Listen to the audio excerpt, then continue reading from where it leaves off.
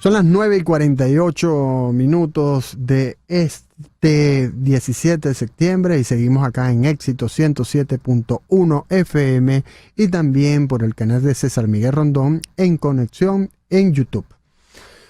Soy César Batí, haciéndole el quite al maestro César Miguel, y estaremos con ustedes hasta las 11 de la mañana de este miércoles 17. Pero en este momento vamos a tener una entrevista con Marta Tineo, cofundadora de la ONG Justicia, Encuentro y Perdón. Marta, bienvenida. Buenos días, César. Gracias por la invitación. Bueno, Marta, el gobierno en primer momento y Maduro específicamente dijo tenemos más de 2.000 presos políticos, y luego se supo de una cifra de mayor de 140 niños, niñas y adolescentes detenidos. También hay más de 50 mujeres, si mal no recuerdo. Es decir, la cifra de presos políticos es considerable si la comparamos con otros ciclos de manifestaciones y protestas pacíficas ocurridas en el país en otros momentos como 2014, 2017. ¿Qué está pasando en estos momentos? ¿Cuáles son las cifras de presos políticos que maneja la ONG que tú representas?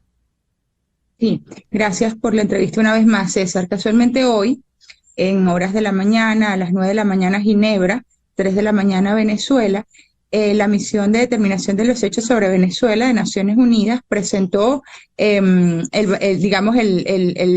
resumen del informe que va a presentar en los próximos días ante el Consejo de Derechos Humanos de Naciones Unidas.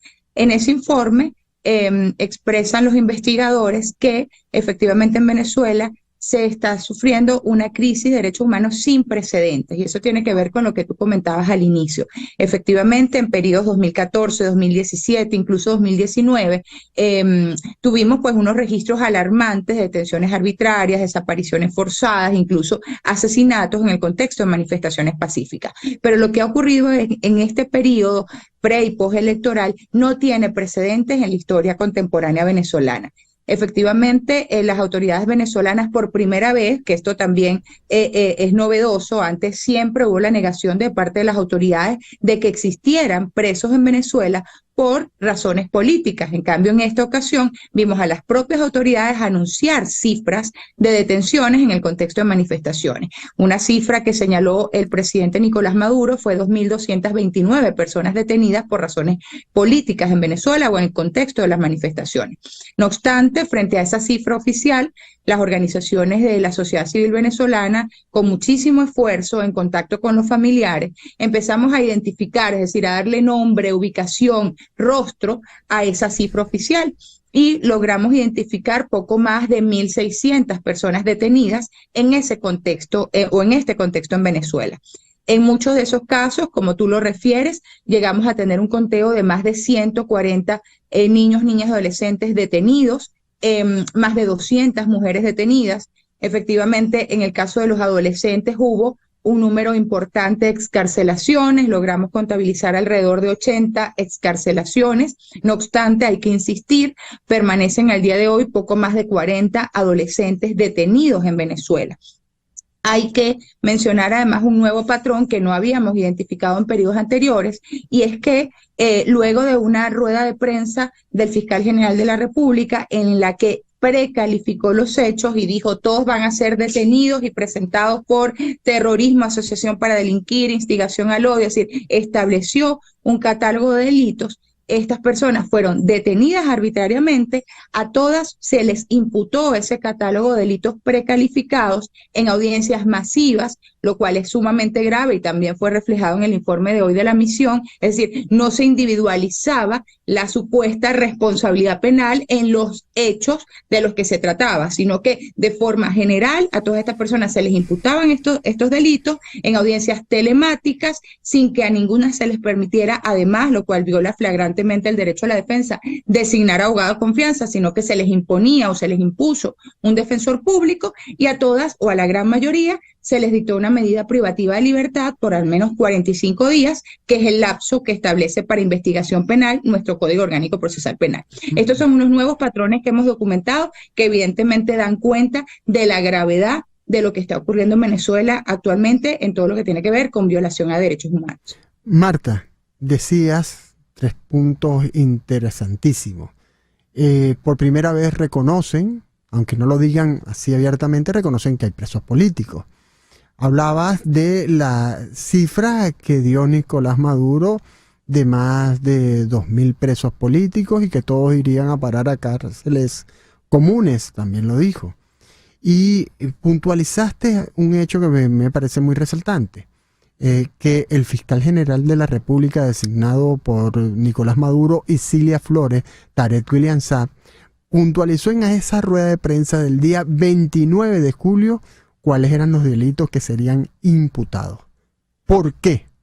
¿Por qué lo hacen de esta forma tan descarada?